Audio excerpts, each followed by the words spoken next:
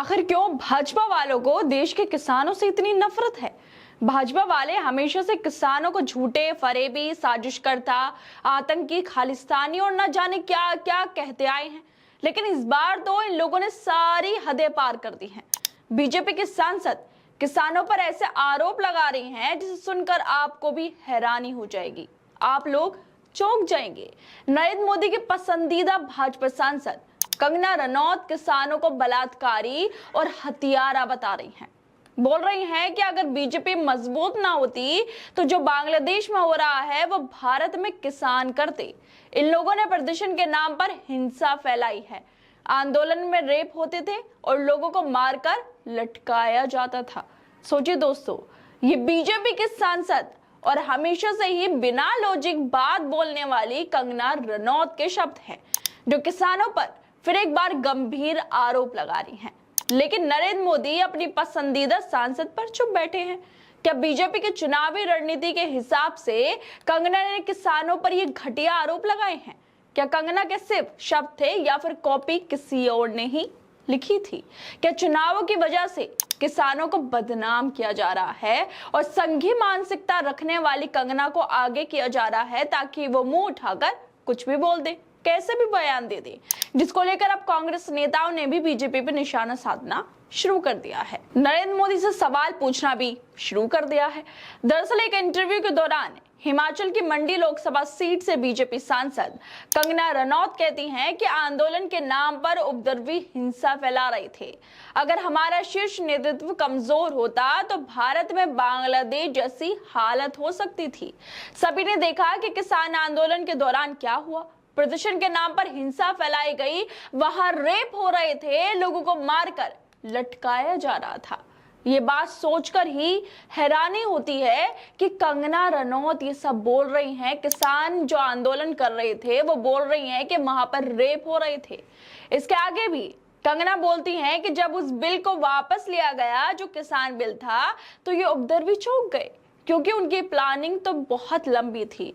उन पर समय रहते कंट्रोल पा लिया गया, वरना ये लोग कुछ भी कर सकते थे। मतलब कहां से सीख कर आते हैं ये सब भाजपा वाले? कौन से स्कूल में इन्होंने नफरत की पढ़ाई की है? आखिर भाजपा वालों को देश के अन्नदाता से इतनी नफरत क्यों है?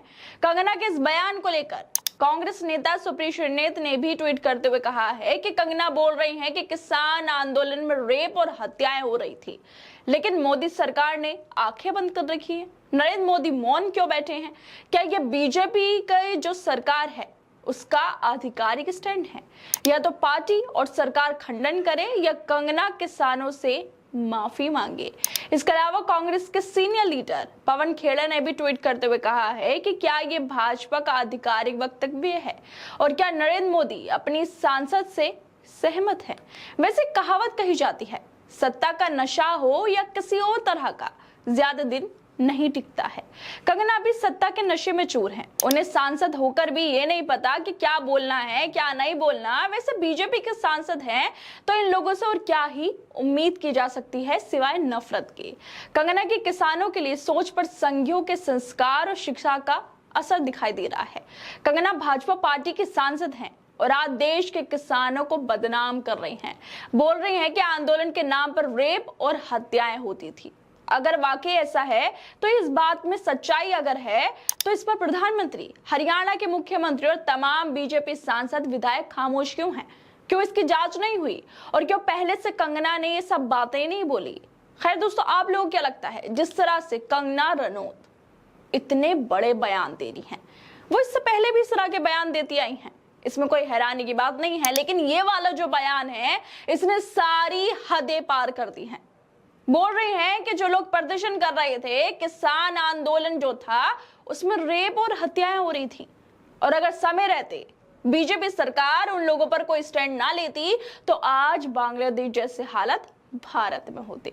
ये बहुत बड़ी बातें हैं जो कंगना बोल रही हैं। अगर वाकई वो बीजेपी की राजनीति के लिए सब बोल रही हैं तो उन्हें खुद पर शर्म जरूर आनी चाहिए। खैर दोस्तों, आप लोगों को क्या लगता है इस वीडियो पर? हमें अपनी राय जरूर दें और बाकी तमाम खबरों को देखने के लिए जुड़े रहिए हमारे साथ।